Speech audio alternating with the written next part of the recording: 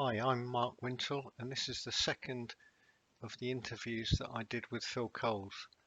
I've chopped out quite a bit of stuff that's not really relevant, and so occasionally it will seem that the subject is changed rather quickly. It may be that we were having a cup of tea or the phone rang and other things like that. It's only about 20 odd minutes, so not too long. I hope you enjoy it. There should be more to come. It takes quite a while to edit, but I hope you enjoy the result. It would roach about £1. It would be right lip hooked as well. Yeah, it's £3 clear, which isn't much on £50, but on £8 it's a lot. And then the second one, Ivan's. The second one, where are you? Steve Gardner won it, and you're in the frame there. Ivan didn't frame that day. You third? Yeah. First, second, third. Yeah. 33, but I didn't realise I was third in that one. And then fourth one, Ivan's won it, and look at that weight, Mark. I knew it was 10 ounce different, and that's the one I lost the chub with that weight. And then the fourth one, Ivan's won again, and you're fourth again. 2 below the bridge. That was a hard peg, that was.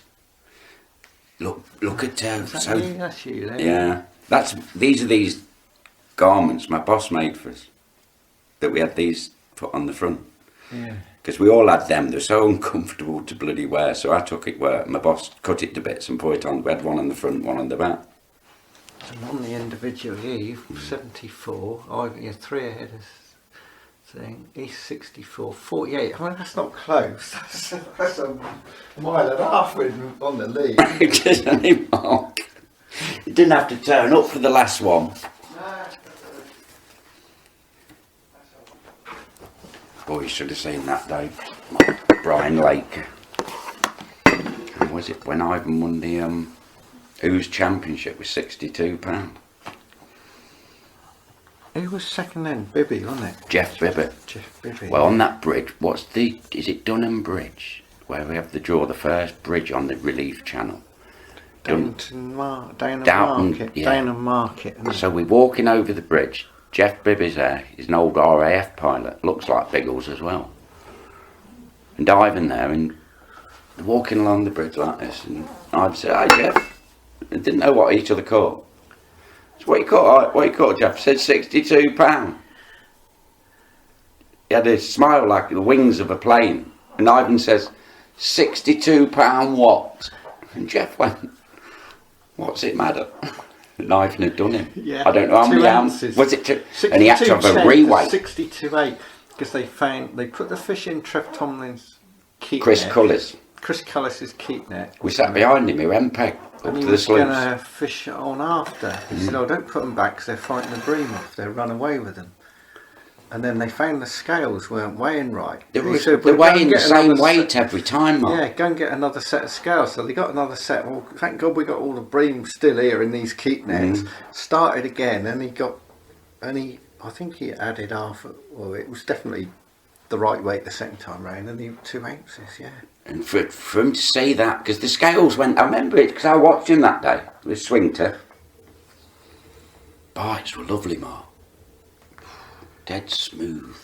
I know what you mean about weights. There was a Christchurch Christmas match one year down there, and that was 120 pegs in them days. And where would you fish that, Mark, then? Stour, from down on the tidal, down at Christchurch. Okay. And then all the way up to the bottom end of Throop, which is still Christchurch. Yeah. So how many would fish it? 120. And then they had some more sections up at above Throop, about 5 miles upriver. There'd be another 5 sections up there. Towards Ringwood and that? No, this below is still. The edge of Bournemouth, because it's the Stour, that's the Avon. Is that the way the motorway runs over the river? Yeah, that's it. That's Throop there. Yeah, through. And is there a pub on the bridge? No, you somewhere else. But on this match, I'd had a dream match. First bite after half an hour, right at the bottom of the peg. I had willows below me. Couldn't see the bloke below me. And it's a little dace, about 2 ounces. and the next one's like 2 foot up, and the next one's a yard up, and the next one's a yard, and then I've got them just where you want them, third of the way down the peg. Stick You want them float, about third of the way down. 4 o'clock. Yeah. And I'm just 4 pulling o'clock out to these 6 days, o'clock. Then they're not too near. and after an hour, I've got 6 days. And I thought, well, if I can catch 50 in the other 4 hours, total of 50, because it's a Christmas match, that'll give me £8. 6 or 7, £8, yeah. Well, after 2 hours, I've got me 50, and I'm thinking, if I can catch another 50 in the other 3 hours without losing them, that gives me 100 fish, and I'm going to be into double 12, figures. £13. Yeah, I think. Well, after 3 hours, I've got me 100, and I'm thinking, yeah, well, another 50 will do. Then after 4 hours, I've got me I'm 150. £17 there. And then the last hour, I Did you speeded catch up any a other little bit. species? No, all days. days. And with an hour to go, this bloke walks up from the peg below me, because I'm not worried about him. I just stick float, maggots, feed, fish, wind them in, nice and steady. He said, I had a bite. I said, what? He said, I've been sat on that bloody feeder for 4 hours, I haven't had a bite. I said, I'm just trotting maggot. Boom. How many you had there? 150. What? He waddles back to his peg. Catches 24, he went. No, he had about £4, £3 in the last hour. Oh, He just sat there, all his fish. Mark he had couldn't been see me. kicking himself for not, you I'd know, had his fish, I'd just drawn them straight up, got them right Especially- where I wanted. because he's not fed, He hadn't fed. and they've been looking, so you weren't on him. But that is usually the best way to build So we a get peg. to the end Mark, of the match. it's usually the best way to build it a peg. It was, and I had 65. So at the end of the match, I got 215 days. All the same sort, all like teeth, no big ones, no little ones, just all like this. Not 6, 7 inch days. Weighed in £29 1 ounce, which is a good weight on that. Doesn't Oh, always it's a win it. good net of days, But Mark. I mean, it's always, if it fishes, it was always good weights, you know, always good weights. Anyway, somewhere else, there's a bloke who'd also done well before and that match. He says, I've heard you've had a big weight, Mark. I said, yeah. I said, I've had 29. I didn't say £29 1, I just said 29. And he goes, beat you. I said, what have you got then? I said, it was news to me. Oh, I've got £20 15. I said, no, I've got £29 1 ounce. Oh, you Nice one. bastard. He goes, Oh, he thought, It was got ounce. £20 9 9 ounces. No. oh, it soon took the turkey off him, Mark. Yeah, he still got his turkey. We I had had it on the 10 Welland one day. I forget the guy's name. So I've drawn about 140 and I weighed in 33 pound, 6 or 8 ounce, Mark. And you know what I did in me stupidity? I've upped a fish. Yeah. That's it. Up one, Mark, pulled it in, and it's an eel. And so you know what I did? I just wound it in quick. Got beat by 2 ounce. Disrespect it. Never respect a fish of any size. Ends No, up I did losing it. the match by 2 I ounce. ended up missing a net once with a 2 ounce roach, and I had 23 7, 23 8 on it. It was in the back plate. And I expect if you drilled different holes, took it off and then popped it back up. I think it's again, easier than that, Mark. From what Trev did to it, it was unbelievable. Turned it into a... Because we used to have the abu, but the abu was all right, but when it's moist or damp in the atmosphere, it's... Thick. And you've always got the problem of it going behind The sport. reason I dug these floats out, not that there's anything special about any of them. You know, you said about a ducker Yeah. in that national. I didn't make that float. That's one of the original Ivan Marks and Marlow 3mm antenna, and that's a true Avon float that I did Yeah, make. It's that's pretty it. crude. That's It's not that. Did you make that? Yeah, I can make much Beautiful. better than that. That's all very fancy, but I don't think it's that good a float, to be honest with you. Couple of floats together, Mark. You might have to finish them off, but I'll put some together for you. That's a Marks and Marlow 3mm that's been painted because the paint had fallen off a bit. That's from when I used to buy mail order in the mid-70s. As soon as I had a checkbook from working at a bank. Gary I'd Woodward. Woodward, he's... Jerry? Jerry. Woodcock, Wood something. Woodcock. Good I think float it is. maker. And... Yeah, I so hopefully got most of it all right on you. I'm trying to do you know, celebrate. yeah, I'm trying to think anything else, Mark. Because on the And fish... what did Ivan, can you on stories on the other Likely lads. There was some story about someone having fishing at waders, but I don't know whether Having? fished down their waders on a tough winter league. I've had some dirt, trust me. Well, when I was young growing up, There's a lot of stories I've buried again. yeah, because when it was young, I used to watch anglers, Mark. This is from when I'm 12, 13, 14. Some days I'd go and sit behind Ian Heaps all day. Sometimes be Kevin Ashurst, Yeah. Johnny Mole, and just watch them for hours. And they're ever so friendly people. So Ivan would take you along.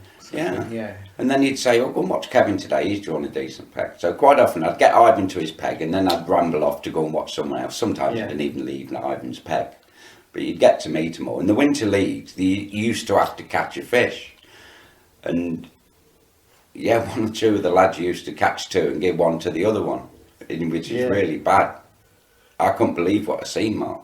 I could name the person that I first seen do it. There's another similar side. Jerry, it's another almost like Woodford as well. And at the time they were thinking, oh, let's open a shop. I'm thinking nothing behind it. And there's Roy, Brian Embers, and the two Daves, which else would do it. So woof, he gets Ivan in the shop. And me and Ivan just took care of the bait. We went from building the first racks to everything. We were never not at the shop, Mark. I never didn't want to be at the shop. So as a 71%, we were the last one to get in. Yeah, you get that, don't you? If you're the last one, sometimes you're half an hour after everyone. I did a few nationals. It's weird. Hour and a bit, Mark. Yeah, sometimes it's weird. Yeah, it was all funny access. You've seen how unbelievable. And the man to walk from our coach to the furthest peg, which was one below me. Did you have to cross the canal at some point? Canal, railway, it's the most beautiful. Yeah, the railway. You do well to live. Follows there, doesn't it? You do well. And then, Mark, if you want to slow down at Claverton and look at that pump house that's there. Yeah. So where they lift water from the river to the canal. Yeah. And you go in its perspex, it's all working, Mark.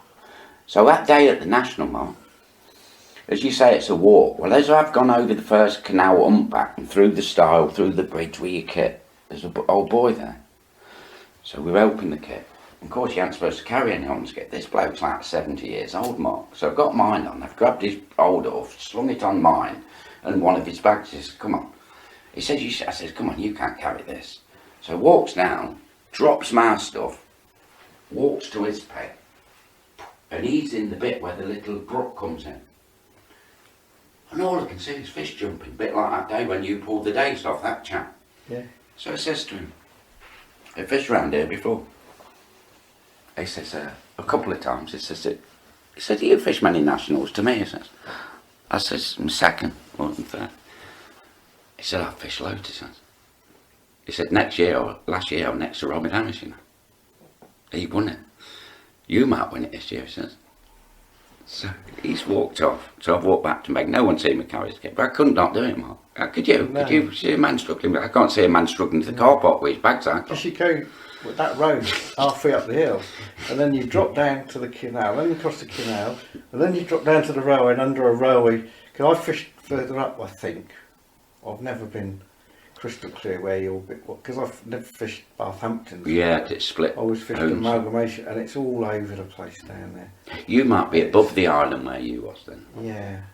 But where we go, we don't go under any bridges. We go over a canal, over a railway. Yeah, further up you went under the railway. Yeah. One of these cattle bridges. That's right. It's only like the size of that doorway, and under the railway, and you go under, and then you were on a little meadow, and you were on the river. Yeah, I went pleasure fishing down there a few times, and I had, £15 a roach, chub, and good fishing. So when it gets back off a caravan, the Angling Times caravan, with Bob Freedom and Peter. That's cool. What a nice guy, him. I'm in touch with him over this book. What a nice guy. Dick Walker. He looks after Dick Walker's interests now. He's top boy, Peter. Yeah, he's looking through what I've written about Walker. Yeah. And I said, and he was there, as you say, anything to do with Ivan and Blimey. I knew who that was. Someone for Alan. She's got a phone next to her, but she'd probably let me. Yeah. Right. So anyway, so that went through, and then also that same day, I see this man just standing when we went in the caravan, he was there. He had dark glasses and a pipe mark. And a lovely light tweed jacket or something, ever so quiet. And he come up to me and Ivan, then he backed off. We pulled somewhere else.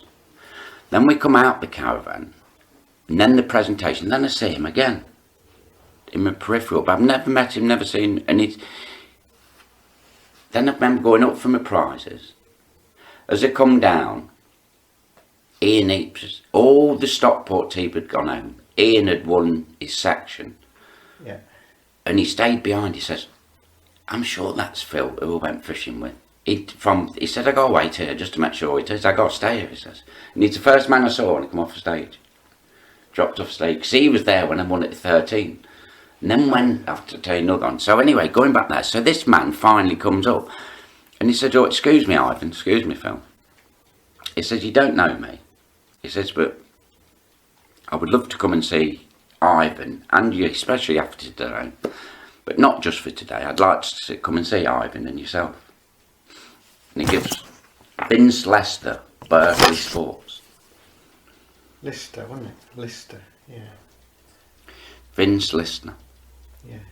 So we put this away. Went back to the shop and there's a lot of confusion. And like I say, and then I had good talk with the Mitchell match. Barry. Wellham. Where's the looking up? Where can I get connected to have a... And then I got some... We were all going in the van fishing. Kit all over the place. It was Trev. It was an old furniture removal van. Trevor Bennett, is that yeah. it? Yeah. What a nice guy. Van. Mr. Rossi was talking about his van. Let me tell you about that one. Low back, Luton back, we divide near the front and a sofa. Kit in the back, open to the front. So as you slowly go, you never know how many there did.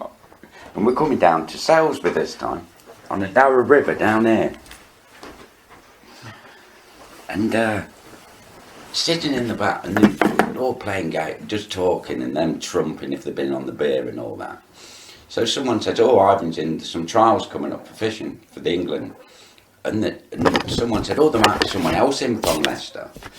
So I'm thinking, right. So I said, oh yeah, but they're on about fishing the pole and doing that. So we ends up north somewhere on the reservoir, that far off the water on concrete mark. I ain't hardly fished the pole only a year. It just don't balance. I ain't done that. Just puts a waggler on, caught a few fish, done everything wrong. But Stan Smith, he was like an headmaster. I'm not sure whether he was right for fishing even. No, a few people, you sort of, yeah, you're not so quick as you were and whatever. And I think Ivan, he wanted to be there, he was still keen, but it wasn't. But yeah, the sponsors... Dick knew that him being around was always good. And you see, when I left fishing, I couldn't believe when Ivan went to fish for Barnsley Balck. This is the extent of Raw, you see. You see, he went in about 81-ish. Because there was a 1980 they should be coming down here to fish with us, 2 or 3 of them. But yeah. he felt love there. He felt proper anglers round him. Yeah. To travel that distance. And they were young. It was people like Scuffham was young. Kenny, and the other ones, they were... Pickering, he loved him to bit, Tommy. Yeah. And they loved every minute he put on the ropes. So Trev says, right, got the catapults ready now, Phil. We're going up the park. Gets a load of ground bait, makes it round his mum's. So we went up with 2 of Trev's friends who come and watched all them Super Leagues. So Trev's gone on the park, lovely park. So he says, got a ground bait there, catapult there, and you got a piece of sack. Cut open the sack. So he's gone like this. This is just, you'll appreciate this. You're a BT man. This is, so Trev's put the ground bait there, and we got a bucket mark. All nice, extra water in case it's too dry. Catapult 1, catapult 2, almost like, you see when they get a free kick now, gets the spray out. He's even gone like this with a line to make sure it simulates a riverbank. Look, we're dead level with that tree and that park bench. So Trev's gone, how wide's the welling? 35 yards. Yeah. He said, we're going for that. 1, 2, 3. He's come back, he said, don't touch anything till I come back. Right, where was I? 1. Wait till I come back. 35. He's got down. It looks like he's getting ready for one of them bowls he's got. Even got weight on the corners. So he's got, oh, Trev always used to do this, reset the glasses. My brother does the same. As soon as his head's been there, he's got to reset him. Lovely ginger hair. And I'm with his two mates. Yes. I'm talking like this. I've got one ready in the ball. I've most probably got one made for he's gone. So he gets the catapult. I go with catapult one. Trev said, don't do anything till I get there. So I've launched this one for his head. Trev's watched it. Right on the sack mark. Trev's come back. I knew you couldn't resist it. I said, where's it land? He went bang in the middle. And so, if you can imagine that skill and raw talent round there at that time, Ivan didn't need to do anything. He needed someone to nurture this, someone just express this. Money and commerce follow. Don't worry about money and commerce. Because that day when I come down here, Mark, I went to every one of them people, taught them to fish off my own head. Didn't know what I was doing. Spoke to them all night. In, I think, the King's or another place upstairs that the guys are room at the top of a pub. And I think I've located the fishing shop, Mark, in Wintle, where I slept and heard the girl playing piano. So the shop used to be just before the King's Arms on the one-way system. But it's now... It's moved around to a gun shop and something. No, obviously it's a gun shop. Yeah. But it's now an electrical shop with like cookers and hoovers. Right, I'll look. It was a sports shop. That's right. That's the man who put it together that day with Jack Hargraves and Barry Weller. Yeah, that went a few years ago, but it's on that corner, almost opposite the gun shop, March. And with that, Mark, I had no idea what I was coming over to do, and I found myself maggots, floats, hooks. I thought, what should we do today? Sit them down to fish. I could see these boys now. We need to set them up straight. And I think I went to every one. And me and Ivan had spoke about that. Because I've said, Ivan, do you know when you come and sit on market or anyone's kit, that lasts forever, Ivan. It makes my approach on angling something different. Even if I were doing what you showed me, there was a slight difference when you left. When you picked my rod up. Many people pick his rod up. Many times we pick up and we're sitting next to someone and they move aside here. Unbelievable, Mark. After matches, never packed up. On the way home, packed up. Let's start fishing then. Let's have 2 hours. It's sunshine.